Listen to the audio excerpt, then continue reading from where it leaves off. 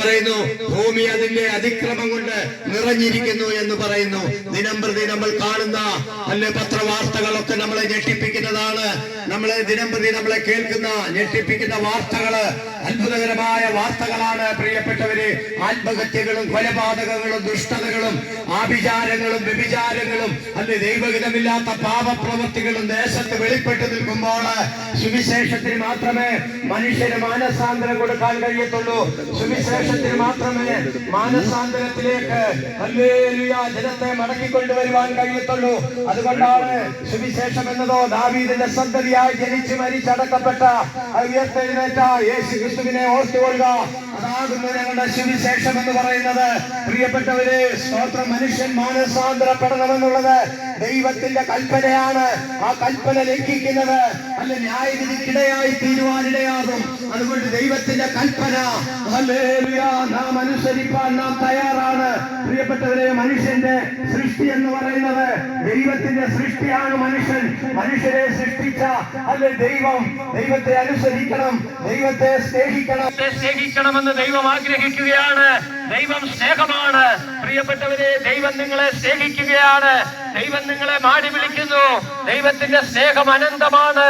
ഒരു കാലഘട്ടത്തില് മദ്യപാനത്തിനും വെറിക്കൂട്ടുകൾക്കും ലോകത്തിന്റെ മോഹങ്ങൾക്കൊക്കെ കഴിഞ്ഞ ഞങ്ങളെ മാനസാന്തരത്തിന്റെ അനുഭവത്തിലേക്ക് ദൈവം ഞങ്ങളെ കൊണ്ടുവന്നതാണ്. അതുകൊണ്ടാണ് ഇങ്ങനെയുള്ള വഴിയോര സന്ദേശങ്ങള് ഞങ്ങൾ യേശുവിനെ കുറിച്ച് ഹല്ലേലൂയ വിളിച്ചു പറയുവാനിടയാകുന്നത്. യേശു ക്രിസ്തു ഇങ്ങനെ പറയുന്നു, ഞാൻ തന്നെ വഴിയാകുന്നു, ഞാൻ തന്നെ സത്യമാകുന്നു, ഞാൻ തന്നെ ജീവനാകുന്നു. വഴിയും സത്യവും ജീവനുമാകുന്ന ദൈവത്തെ ഇന്ന് സ്തോത്രം ഈ സന്ധ്യായാമത്തില് ഹല്ലേലൂയ ദേശത്തോട് പരിചയപ്പെടുത്തുകയാണ്. ഒരുപക്ഷെ യേശു ക്രിസ്തുവിനെ നിങ്ങൾക്ക് പരിചയമുണ്ട്. നമ്മൾ ജനിച്ചു വളർത്തപ്പെട്ട പാരമ്പര്യത്തിലും നമ്മൾ ജനിച്ചു വളർത്തപ്പെട്ട സാഹചര്യത്തിലും ആയിരിക്കുമ്പോൾ അതിൽ നിന്നൊരു മാറ്റം ദൈവം ആഗ്രഹിക്കുകയാണ്.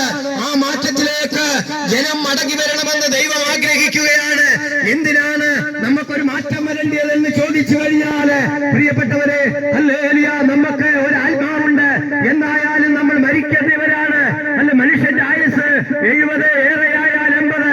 ഹല്ലേലൂയ, അതിന്റെ അവസാനം കഷ്ടവും പ്രയാസവും ദുഃഖവുമാണെന്ന് വിശുദ്ധ ബൈബിൾ പറയുന്നു. മനുഷ്യന്റെ മരണശേഷം ഒരു മരണാനന്തര ജീവിതമുണ്ട്. ആ മരണാനന്തര ജീവിതം എന്ന് പറയുന്നത് നിങ്ങൾ വിശ്വസിച്ചാലും ഞങ്ങൾ വിശ്വസിച്ചില്ലെങ്കിലും പ്രിയപ്പെട്ടവരെ, സ്വർഗവുമുണ്ട് നരകവുമുണ്ട്. ആ നിത്യ നരകം പ്രാപിക്കുവാൻ, ആ നിത്യ സ്വർഗം പ്രാപിക്കുവാൻ ഹല്ലേലൂയ ദൈവം നിങ്ങളെ ഇടയാക്കട്ടെ എന്ന് പ്രാർത്ഥിക്കുകയാണ്. നിത്യ സ്വർഗത്തിന്റെ കവാടത്തിലേക്ക് പ്രവേശിക്കുവാൻ ഹല്ലേലൂയ ദൈവം നമ്മളെ ഓരോരുത്തരെയും സഹായിക്കട്ടെ എന്ന് ഞങ്ങൾ പ്രാർത്ഥിക്കുകയാണ്. യേശു ക്രിസ്തുവിലൂടെ മാത്രമേ സ്വർഗരാജ്യത്തിൽ പ്രവേശനമുള്ളൂ. യേശു ക്രിസ്തുവിലൂടെ മാത്രമേ നമുക്ക് സ്വർഗരാജ്യത്തിൽ പ്രവേശിക്കുവാൻ കഴിയത്തുള്ളൂ. നരകത്തിൽ പോകുന്നത് എളുപ്പമാണ്, എന്നാൽ സ്വർഗരാജ്യത്തിൽ പ്രവേശിക്കുന്നത് അത്ര എളുപ്പമല്ല. യേശു ക്രിസ്തുവിന്റെ കൽപ്പന അനുസരിച്ച് വിശുദ്ധ ജീവിതം നയിച്ച് കർത്താവിന് വേണ്ടി കാത്തിരിക്കുന്ന ഒരു കൂട്ടം ജനത്തെ ആണ് എതിരേൽപ്പാനായി നിങ്ങൾ ഒരുങ്ങിക്കൊള്ളുക. ഇങ്ങനെ വിശുദ്ധ ബൈബിൾ പറയുന്നു, യേശു ക്രിസ്തു പാപികളെ രക്ഷിക്കുന്നു എന്ന്. യേശു ക്രിസ്തു പാപികളെ രക്ഷിക്കുന്നു എന്ന് പറയുമ്പോൾ നമുക്ക് ആ രക്ഷ കിട്ടാൻ ദൈവം നമ്മെ ഇടയാക്കട്ടെ എന്ന് ഞങ്ങൾ പ്രാർത്ഥിക്കുകയാണ്. ആത്മഹത്യകൾ വർദ്ധിച്ചു വരുന്ന ഒരു ലോകത്തിലാണ് നാം ജീവിക്കുന്നത്. വിദ്യാഭ്യാസമുള്ളവരും വിദ്യാഭ്യാസമില്ലാത്തവരും അനേകര് പ്രിയപ്പെട്ടവരെ ആത്മഹത്യ ചെയ്യുന്ന ഒരു കാലഘട്ടത്തിലാണ് ഈ ലോകം വന്നിരിക്കുന്നത്. എന്നാൽ ആത്മഹത്യ ഒന്നിനും പരിഹാരമല്ല. ആത്മഹത്യ ഒരു ഒളിച്ചോട്ടമാണ്. ആത്മഹത്യ ചെയ്യാന് ദൈവത്തിന് മുൻപാകെ അത് പാപപ്രവൃത്തിയാണ്. അതുകൊണ്ട് ആത്മഹത്യ ചെയ്യരുത്. കഷ്ടതകൾ, പ്രയാസങ്ങൾ, ദുഃഖങ്ങള്, നെടുവീർപ്പുകൾ നമ്മുടെ ജീവിതത്തിൽ വരുമ്പോൾ ആത്മഹത്യ ചെയ്ത് നമ്മുടെ ജീവിതത്തെ നശിപ്പിക്കരുത്. അതിനായി ഇടയാകല്ലെന്ന് ദൈവനാമത്തിൽ ദേശനിവാസികളോട് ഞങ്ങൾ ഓർപ്പിക്കുകയാണ്.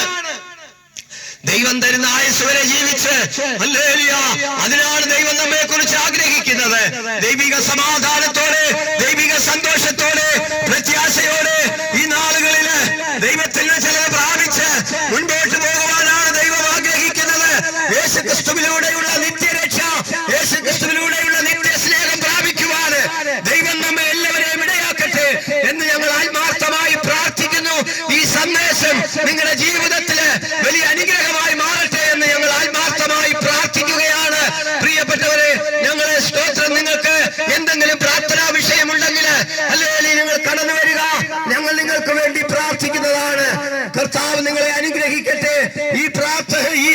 സന്ദേശം നിങ്ങളുടെ ജീവിതത്തിൽ ഈ ദേശത്തും ഒരു അനുഗ്രഹമായി തീരട്ടെ എന്ന് ഞങ്ങൾ ആത്മാർത്ഥമായി പ്രാർത്ഥിക്കുന്നു. ഹല്ലേലൂയ. നിങ്ങൾക്ക് എന്തെങ്കിലും പ്രാർത്ഥനാ വിഷയമുണ്ടെങ്കിൽ കടന്നു വരിക, ഞങ്ങൾ നിങ്ങൾക്ക് വേണ്ടി പ്രാർത്ഥിക്കുന്നതാണ്. സ്നേഹവാനായ ദൈവമേ, സ്വർഗീയ നല്ല പിതാവേ, നല്ല സമയത്തിനായി പ്രാർത്ഥിക്കുന്ന കർത്താവേ, ഞങ്ങൾക്ക് സ്തോത്രം. ഈ ദേശത്ത് കടന്നു വന്ന് യേശുക്രിസ്തുവിനെ ഉയർത്തുവാനിടയാക്കിയ സ്നേഹത്തിനായി സ്തോത്രം. അല്ലേ, അന്ധകാര ഭൂമിയെയും ഭൂരിട്ട് ജാതികളെ മൂടുവാൻ സമയമായി. അല്ലേ, ആകാശമേ കേൾക്കാം, ഭൂമിയെ ചെവി തരിക. ഞാൻ മക്കളെ പോറ്റി വളർത്തി അവരെന്നോട് മത്സരിക്കുന്നു. കാള തന്റെ ഉടയവനെ അറിയുന്നു, കഴുത തന്റെ മുൾക്കൊട്ടി അറിയുന്നു. എന്റെ ജനമോ എന്നെ അറിയുന്നില്ല.